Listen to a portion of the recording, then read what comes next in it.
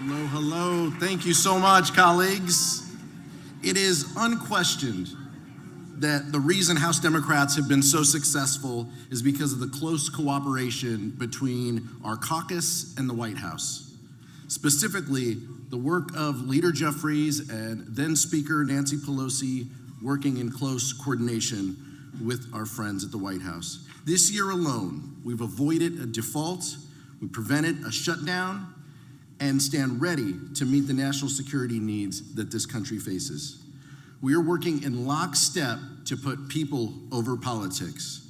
And if we are going to truly finish the job, we need that strong partnership, and we need to be able to work in tandem with our friends at the White House to deliver for the American people. And the person responsible to help guide our caucus and to instill unity of purpose is our Democratic leader, Hakeem Jeffries.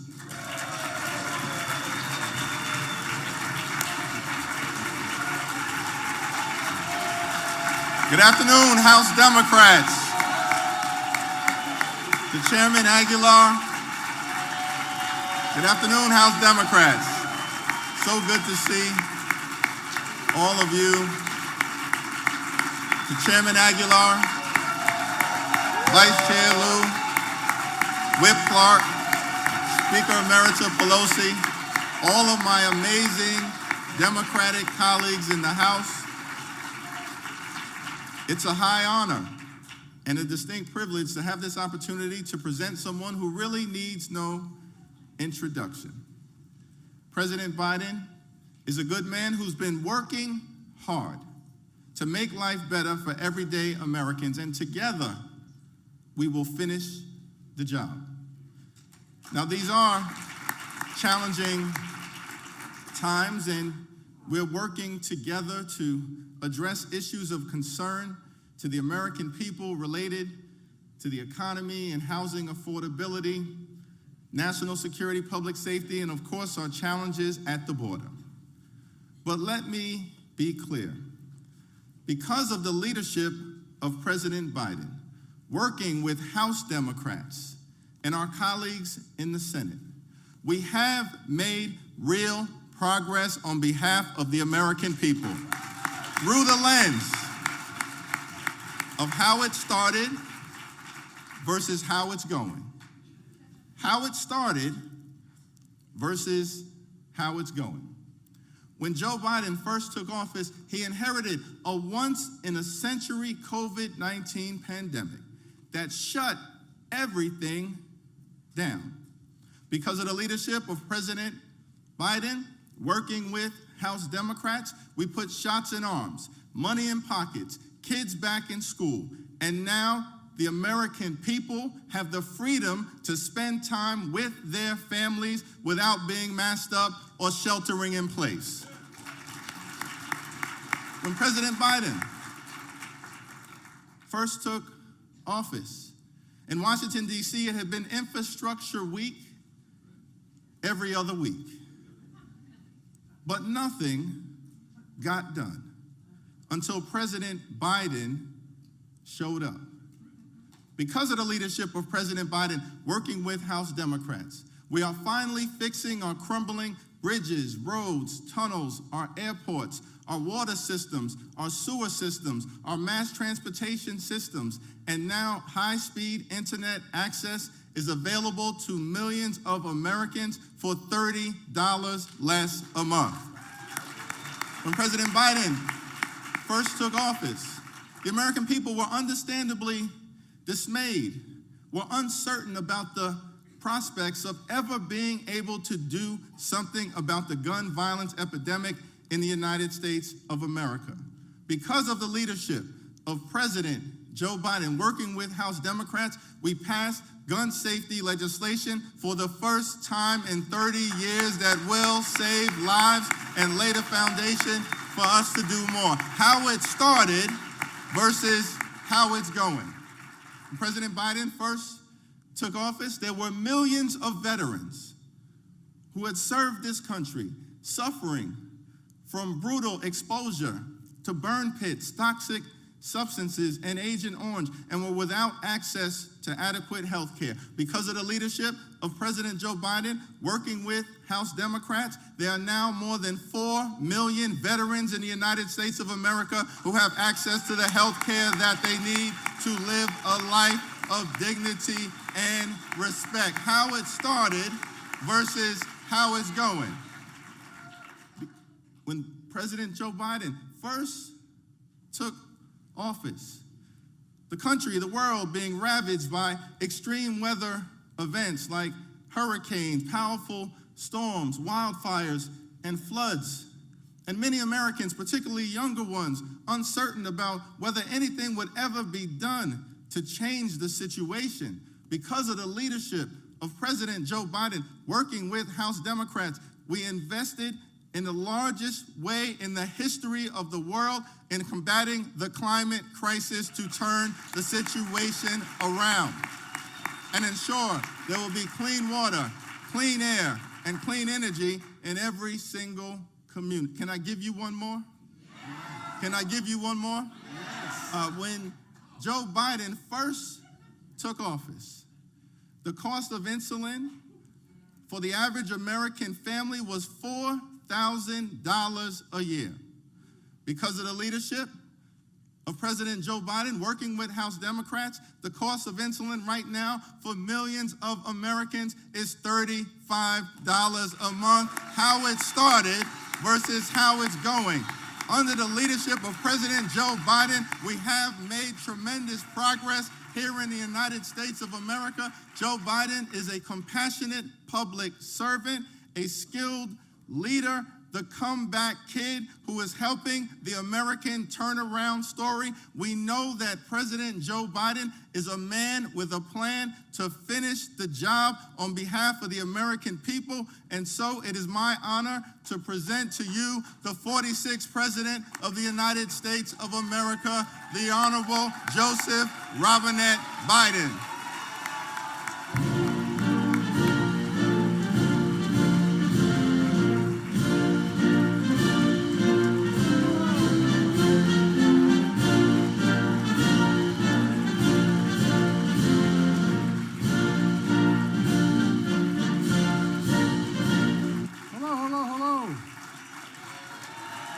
Good to be with you all. Standing. Please, thank you. If I were smart, I should leave now. Thank you all so very, very much. I don't see her, but I hear my buddy Nancy Pelosi's here. Are you here, Nancy? Nancy, thank you. I love you. I love you, really, truly. And I see Steny Hoyer's here. Steny's been living in the western shore of Delaware for a long time. Good to see you, Steny. And is Jim Clyburn here? Well, if Jim is here, he's one of the reasons why I'm standing here. I want to thank him.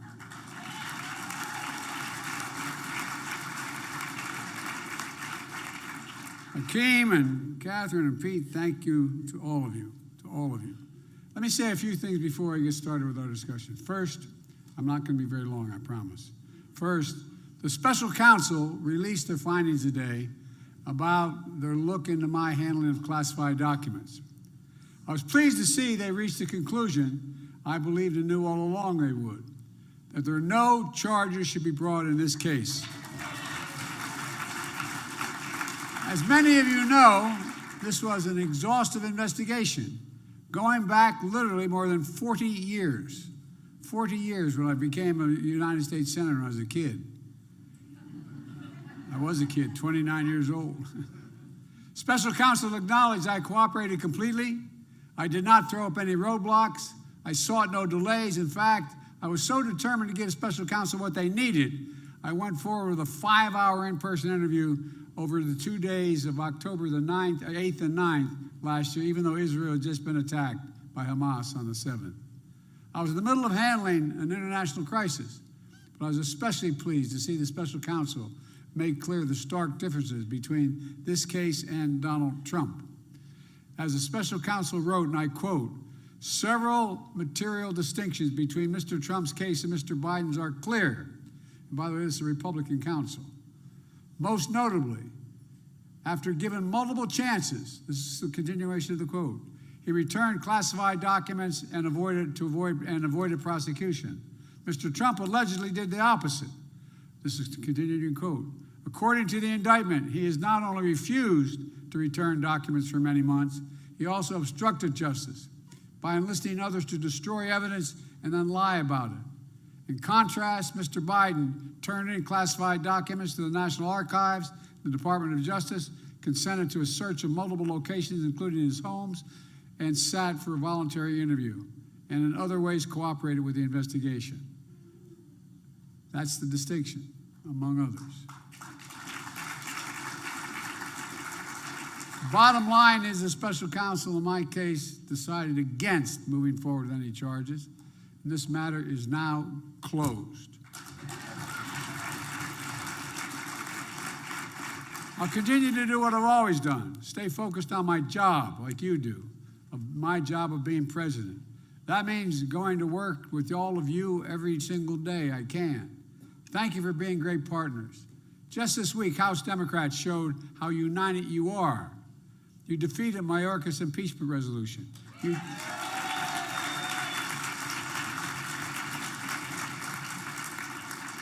I had no doubt he'd get out of his hospital bed and come in and vote. No, I'm not joking. I talked to him a little bit. Not after, not before. You defeated the Israeli-only supplemental. They weren't easy votes for you, but all of you came through in a big way. All of this just shows that when we're united, we can beat House Republicans in their cynical political games. And you've been incredible partners that have delivered historic results for the American people. I've traveled to many of your districts. I see the results on how you came through one of the toughest periods in our nation's history. Akeem just mentioned many of those accomplishments. Vaccinating America, rebuilding America, bringing prices down and delivering every day for everyday Americans. Recent Washington Post headline, never thought I'd see this for a Democrat, says, falling inflation and rising growth give the United States the world's best recovery, end of quote. Because of you. No, I mean it. I may have some good idea, but you got it done. But I'd like to use my time to talk about the future. You know what it means to finish the job, from my perspective. We made progress, making the biggest corporations only begin to pay their fair share. We were able to keep everything in place when the Republicans kept changing the deals we made about spending and like, right? Remember those days? Well, with the minimum remember those 50 corporations that didn't pay a penny in taxes, made $40 billion? Well, guess what? They paid a corporate tax of 15% and were able to keep everything paid for, and we still cut the deficit. We helped pay for historic investments and reduce the federal deficit. But we're not done. Trump's $2 trillion tax cut overwhelmingly benefited the super wealthy and biggest corporations and exploded the deficit. And it's coming up pretty soon for a decision of what we're going to do. He's already said he wants to not only keep it, but increase it. Finishing the job means getting the Trump tax cut, gutting the Trump tax cut, closing the loophole for billionaire minimum tax. You know, we went from 750 billionaires in America before the pandemic to 1,000 now. You know what the average tax they pay is in federal tax? 8.3%, billionaire, those 1,000, 8.3%. That's less than a teacher or a firefighter, and I go down the list. I promised a billionaire minimum tax at 25%. If we did that, it would raise $440 billion. 25%, $440 billion could pay for child care, elder care, and so much more, and reduce the deficit. You know, we're also planning for a long-term effort I think we have to deal with the tax structure in a way. I mean, no matter where I go, whether I'm speaking to Business Roundtable, whoever I'm speaking to, I say, raise your hand if you think the present tax system is fair. No, I'm not joking. Think about it in practical terms. Is it fair? Is it remotely fair? Finish the job of beating Big Pharma again to lower prescription costs for everybody. And by the way, you know, when my Republican friends were taking us on that, but it not only lowers, you talked about dealing with insulin, $35 a month, save the individual a lot of money. But guess what? It saved the taxpayers $160 billion. Reduced the debt by $160 billion, what we did, what you all did, Pharma. I mean it. The things we're doing not only help people, but they're reducing the deficit of good economic policy, because Medicare doesn't have to pay those exorbitant prices. We got to finish the job means $35 insulin, not just for the, Medicare, but like we originally had, and they wouldn't continue it, $35 insulin for everybody, all Americans. Lower drug prices for dozens of other prescriptions. We got that into the law. It's coming up. And getting even more Americans health insurance by protecting and expanding the Affordable Health Care Act. You guys have done this. We got to finish the job means making housing more affordable, more accessible. It means protecting and strengthening the Social Security system and Medicare. The Republicans want to put on a chopping block. Remember the last State of the Union when we talked about what they're... Bless me, Father. And finishing the job means protecting fundamental freedoms. Passing the John Lewis Voting Rights Act, finally. And making Roe v. Wade the law of the land. The law of the land. It means beating the NRA again, banning assault weapons, high-capacity magazines, which we did before. Finish the job means continuing our fight to save the planet with the most aggressive action on climate ever in the history of the world. With every new bridge, every new factory, every new high-speed rail internet, with every poisonous lead pipe removed. I see something else happening now, and in the future. Pride's returning. When we pushed all these programs, I said, I'm going to be a president for everybody, whether you live in a red state or a green state. I know it drives some of you crazy that a lot of these things are happening in red states, but the Americans need help. You know, some of your more interesting colleagues go out and hold press conferences of the things they said was a disaster and was almost immoral. What's that blonde-haired woman's name anyway? She's talking about all that's going on in her district. Oh, God, anyway. Look, what happened to a lot of people, particularly in the near Midwest and the Midwest and the Northwest, is that, you know, for years and years, you go by the factory that employed 800, 1,000, 1,200 people. Mom had worked there, dad had worked there, grandpa, grandma, and they had pride in what they did.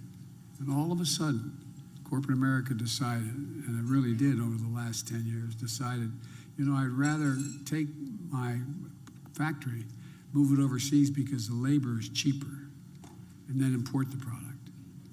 Not anymore. Not anymore. Guess what, folks? There's a provision in the law that says that I didn't even know it existed until about 8 years ago. And that is when they had legislation in the 30s dealing with the issue of whether or not labor unions had a right to organize, what protections they had, et cetera.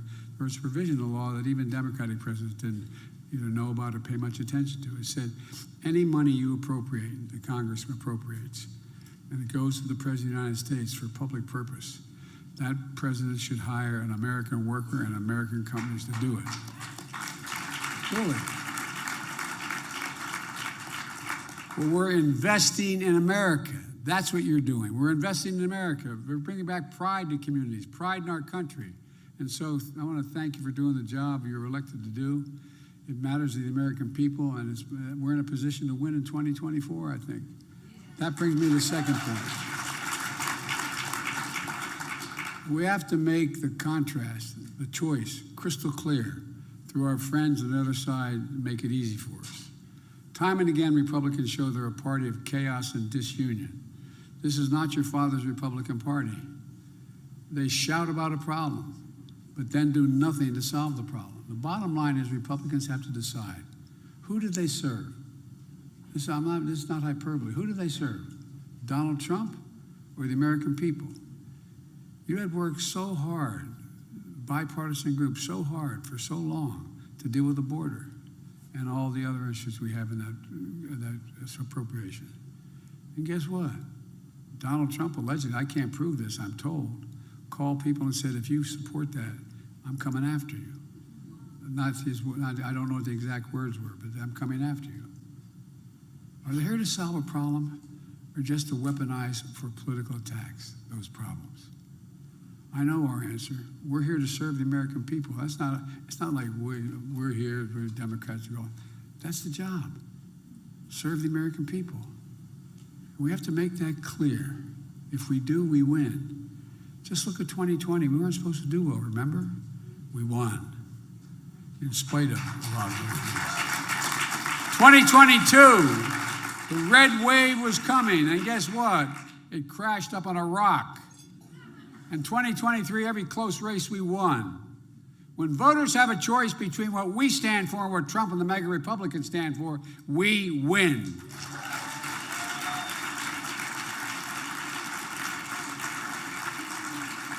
Which makes Trump and his MAGA friends losers. When we win, we have to do the old-fashioned politics way. We have to get out the vote, an aggressive grassroots operation to get folks registered and get out the vote. And here's the final point I want to make. I can't take anything for granted. We can't. In 2020, I ran because I thought everything in this country stood for, everything we believed in, everything that made America America was at risk, and I believed that. And I spoke to that. And I think people thought I was being hyperbolic at the time. Joe, what do you mean our democracy is at risk? Seriously, remember I made that, you may not, but I made a speech in Independence Hall at the beginning. What do you mean we're in a battle for the soul of America? Well, people don't say that anymore. They know the stakes are higher than ever. We've made more progress in 3 years because of you than most presidents have in 8 years. But it can all be wiped out in this election. So we have to stay focused on what we have to do. We must keep the White House. We must keep the Senate, and we must take back the House. With all of you sworn in again, and Akeem Jeffries, your Speaker of the House. And when we do that, we'll be able to look back and say something few generations can say. The American democracy is at risk, and you saved it. Look, we just have to remember who the hell we are. We're the United States of America. I mean it. There's nothing beyond our capacity when we work together. So God bless you all, and thank you for all you do. Thank you, thank you, thank you.